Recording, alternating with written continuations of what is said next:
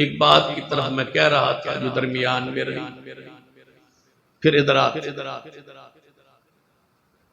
اسماعیلیوں نے کیا کہا کراچی کے ہوٹل میں کہ ہمیں پرنس آغا خان نے بھیجا ہے، اور سنا ہے آپ نے کوئی الاسماعیلیہ کتاب لکھی ہے، ہم اس لیے آئے ہیں کہ وہ کتاب نہ چھاپے، اور جو بھی چاہیں ہم دینے کے لیے تیار ہیں۔ پرنس آغا خان آپ کی ملاقات کے منتظر ہے، فرانس کا ویزا ہمارے پاس ہے، پیرس میں آپ کو لے جاتے، پرنس آغا خان آپ سے ملاقات چاہتے ہیں، آپ کی ملاقات کے خواہش مند ہے۔ سنا ہے آپ فرانس میں جا کے اس کی ذاتی لائبریری میں جا کے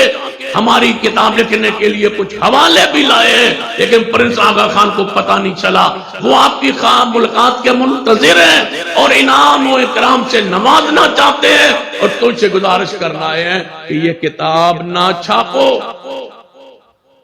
علامہ شیخ نے فرمائی وہ تو بیروت جا چکی ہے چھپنے کے لیے، کہا روک دے، فرما تم ایک کہتے ہو میں تو دوسری جلد بھی لکھنے کے لیے تیار، یہ نہیں ہو سکتا مجھ سے۔ انہوں نے کہا تھا کہ پھر آپ کا انجام اچھا نہیں ہوگا، اور آج بھی میں پوری بصیرت کے ساتھ کہہ رہا ہوں اور غالب گمان کے طور پر کہہ رہا ہوں، حقیقت حال میرا رب جانتا ہے، علامہ شہید کو ہم سے جدا اسی گروہ اور اسی فرقے